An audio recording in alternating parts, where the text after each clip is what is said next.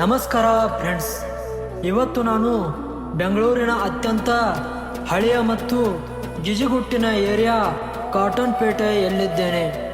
ಇಲ್ಲಿನ ಈ ಜಾಗ ನೋಡೋಕ್ಕೆ ಎರಡು ಕಣ್ಣು ಸಾಲದು. ಸಾವಿರಾರು ಪಾರಿವಾಳಗಳು ಒಂದೇ ಕಡೆ ಸೇರೋ ಈ ಜಾಗ ನಿಜಕ್ಕೂ ಅದ್ಭುತ. ಇದನ್ನು ನೋಡಿದರೆ ಮನಸ್ಸಿಗೆ ಏನೋ ಒಂಥರ ಖುಷಿಯಾಗುತ್ತದೆ. ನಮ್ಮ ಬೆಂಗಳೂರಿನ ಕಾಟನ್ ಪೇಟೆ ಅಂದರೆ ಬರೀ ವ್ಯಾಪಾರ ಅಷ್ಟೇ ಅಲ್ಲ, ಈ ತರಹದ ಸುಂದರ ದೃಶ್ಯಗಳಿಗೂ ಇದು ಫೇಮಸ್ ಆಗಿದೆ. ನೀವು ಯಾವತ್ತಾದರೂ ಇಲ್ಲಿಗೆ ಬಂದಿದ್ದೀರಾ? ಬಂದಿದ್ದರೆ ಕಮೆಂಟ್ ಬಾಕ್ಸ್ನಲ್ಲಿ ತಿಳಿಸಿ. ಇವಾಗ ನಾನು ಕಾಟನ್ ಪೇಟೆಯಿಂದ ಕಬ್ಬನ್ ಪಾರ್ಕ್ಗೆ ಬಂದಿದ್ದೇನೆ.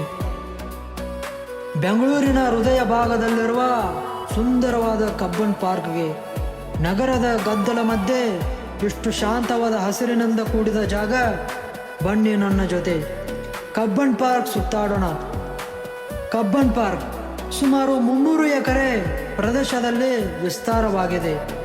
ಇಲ್ಲಿ ದೊಡ್ಡ ದೊಡ್ಡ ಹಳೆಯ ಮರಗಳು, ಹಸಿರು ಗಾವಲು, ಬೆಳಗಿನ ತಂಪು ಗಾಳಿ, ಇವನ್ನೆಲ್ಲ ನೋಡೋಕ್ಕೆ ಮನಸ್ಸಿಗೆ ಏನೋ ಒಂಥರ ಶಾಂತಿ ಸಿಗುತ್ತದೆ.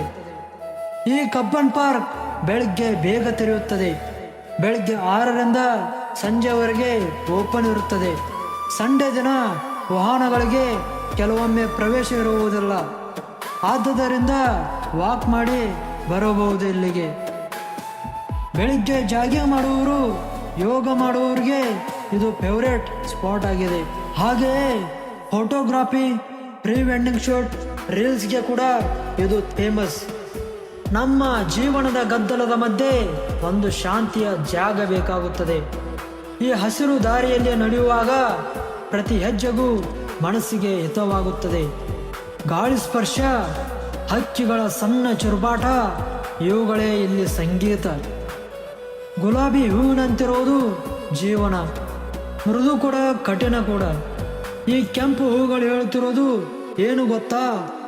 ಎಷ್ಟು ಬಿಸಿಲಾದರೂ ನಗುವನ್ನು ಬಿಡಬಾರದು ಅಂತ.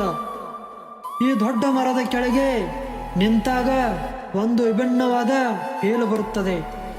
ಮರದ ಶಾಖೆಗಳು ಸಂಪೂರ್ಣವಾಗಿ ಆಕಾಶವನ್ನು ಮುಚ್ಚಿದಂತಿದೆ. ಇಲ್ಲಿ ನಡೆಯುತ್ತಾ ಇದ್ದಾಗ ಜೀವನದ ಸಣ್ಣ ಸಣ್ಣ ಚಿಂತನೆಗಳು ಕೂಡ ಕ್ಲೀನ್ ಆಗಿ ಬಿಡುತ್ತದೆ. ಈ ಪ್ರಕೃತಿ ಜೊತೆ 5 ನಿಮಿಷ ಕಳೆದಿದ್ದರಿಂದ ಮನಸ್ಸಿಗೆ ಎಷ್ಟು ಶಾಂತಿ ಸಿಗುತ್ತದೆ ಅನ್ನೋದು ಇಲ್ಲಿ ಗೊತ್ತಾಗುತ್ತದೆ.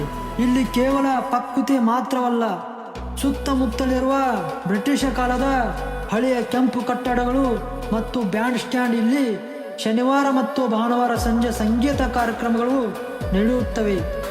ಹಸಿರು ಮಧ್ಯೆ ಕುಳಿತು ಸಂಗೀತ ಕೇಳೋ ಅನುಭವವೇ ಬೇರೆ. ಸ್ನೇಹಿತರೆ, ಇದು ನನ್ನ ವ್ಲಾಗ್ ಆಗಿತ್ತು.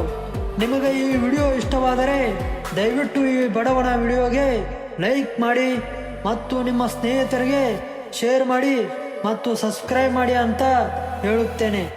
ಮತ್ತೊಂದು ಇಂತಹ ಸುಂದರ ವ್ಲಾಗ್ನಲ್ಲಿ ಎಲ್ಲರೂ ಭೇಟಿಯಾಗೋಣ. ಧನ್ಯವಾದಗಳು.